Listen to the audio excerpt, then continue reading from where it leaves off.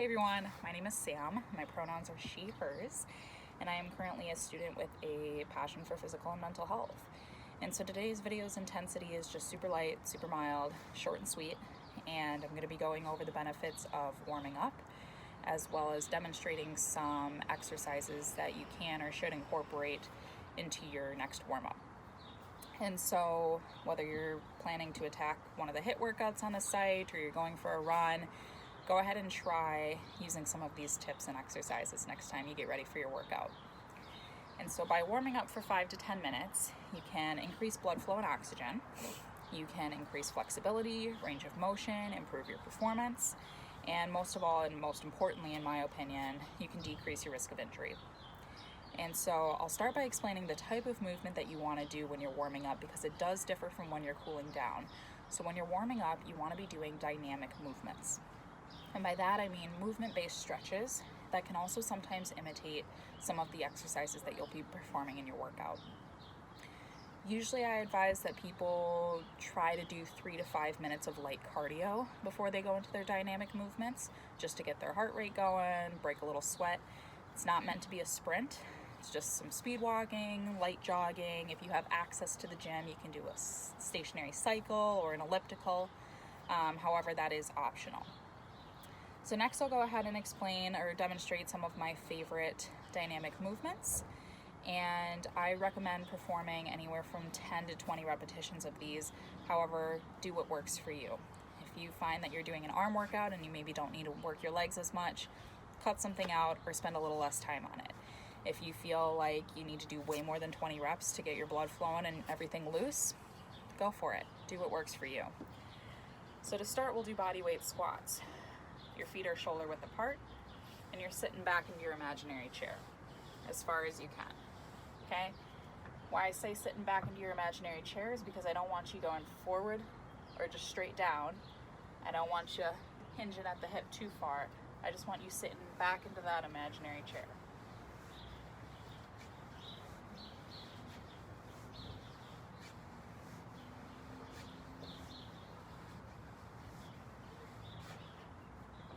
And then another thing that you can add to a bodyweight squat is a little bit of a stretch where you go into that squat.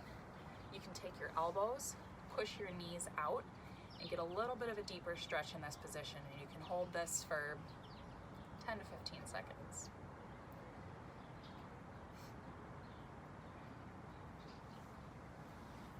Another one that we can do is good mornings, and these are going to target your hamstrings, which are back here.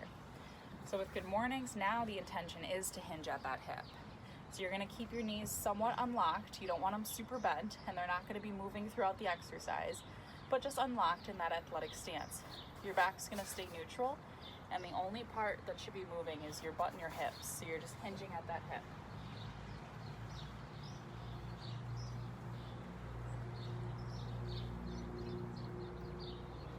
Same thing here.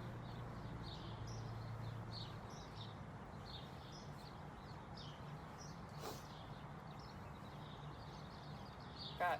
Next, we want to get those arms moving. So one of my favorites is arm circles. You can start small, just doing a few forward, do a few backwards, and then I like to get bigger as I go. So some medium ones.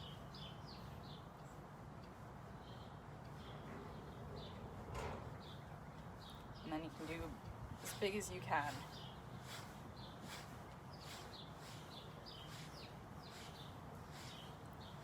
I also like to do them on their own so I can get a more full range of motion.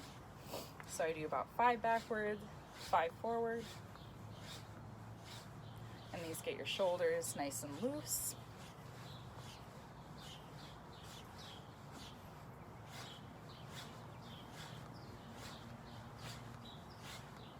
And then so similar to the legs or arm swings, you can do leg swings. So go ahead and grab onto a wall, a railing, a pole, and you're just going to swing your legs just as freely as you were swinging your arms.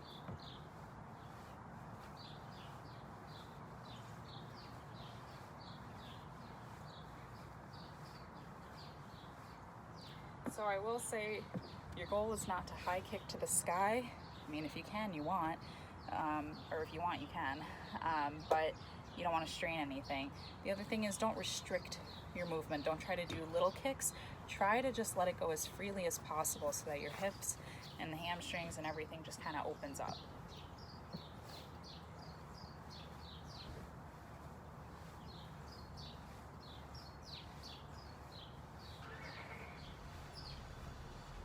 And then so you can also face the railing and do these laterally as well.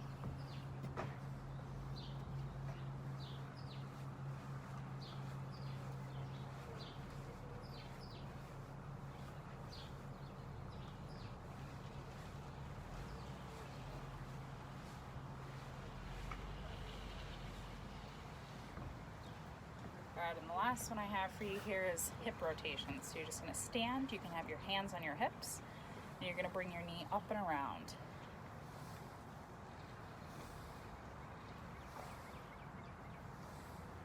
Do some forward, do some backward.